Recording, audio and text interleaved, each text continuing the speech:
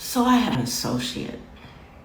I wouldn't call her a friend, but we were in the same circles back in the day.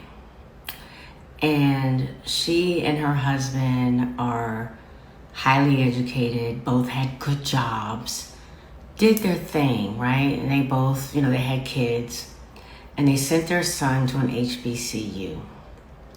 Well, the son goes to the HBCU and gets in trouble for trying to sell drugs. Now, this child had no reason to sell drugs, okay? He came from a very upper middle class black family.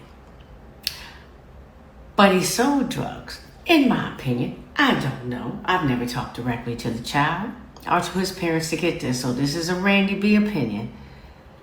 Because you have these kids who are black, and they want to be accepted, of course, by their peers.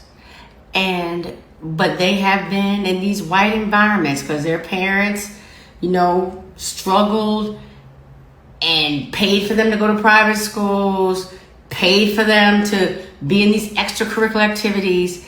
And black folks have told them that they weren't black enough because God forbid they spoke King's English, or God forbid they were in honors classes, or God forbid they dressed a certain way. And this child wanted to be accepted as black at this HBCU. Where at HBCU, the beautiful thing about HBCU is you find all sorts of black people, and you realize that black people come from all places, all experiences, and everything like that. But I guess he didn't realize that. I tell you this story to say this. We have got to let go of elevating the idea of gangster black people and broke black people. And that every time there is a representation of wealthy, educated black people, it's two different things, we act a fool. I'm speaking specifically right now about the Ralph Lauren, Polo, Oak Bluffs, Martha's Vineyard campaign that's going on, and people are dogging the black folks for being too bougie or not black enough or whatever. What, babies, my loves, why have you allowed white people to make you feel as if they're not black people who are wealthy? You do know that we've had black millionaires for a long time. We have people who've been going to Martha's Vineyard and Oak Bluffs for generations, multiple generations.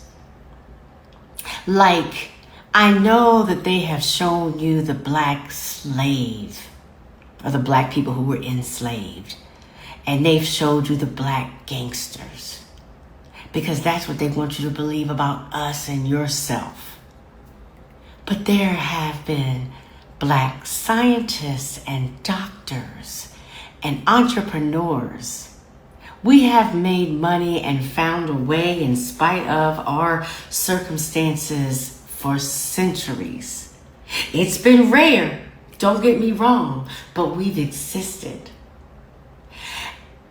And so the fact that you and me and all of us that still feel a little bit of a struggle hate and say that's not black, you understand? That's again, your mind has been colonized to reject when we celebrate black elitism, black wealth, black success.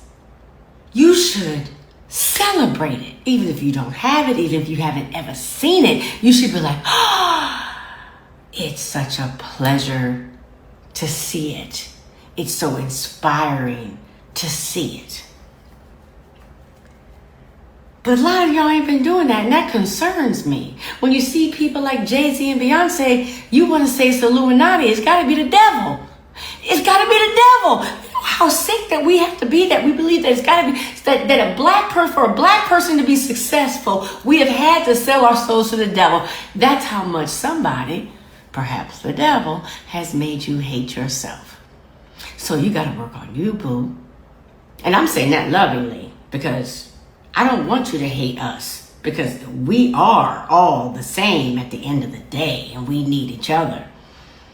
If we're going to be angry at something, if we're going to be bothered by it, we need to be bothered that Polo and Ralph Lauren sees the greatness in us, and they're going to make a lot of money based on the greatness in us. And so they're monetizing it. And so what we hope and that we all do is that I hope that we have black brands, and not just one black designer at Ralph Lauren Polo, but a whole brand that makes money off of us being exceptional. But could we make money off of us being successful? Because we got people like some of us within our own organization, our own people, our own family, our own cousins, our own brothers and sisters who don't believe that we can be successful. And so even when a white company does it, you upset. Now, had you seen white people in the Hamptons with a Hampton collection, as you do with all these European brands, you would have been down for it and wanted it and fought over it and been shooting each other about it. But you see black people. You see black people living in a place of luxury, living a life of luxury. And you got a problem. I want you to sit in that and realize that that is bad. That is colonized minds, and we need to work on that, because those people have always existed and we're happy for it, right? We should be happy for it and embrace it. Black is not just hood. Black is not just poor. Black is not just rough and ghetto, and we don't just have money because we did something illegal or that we're associated with the devil or we sold our souls. Don't allow yourself to believe the stories that you have been taught, and start to think better of yourselves and your people. Please. Because that's the revolution right there.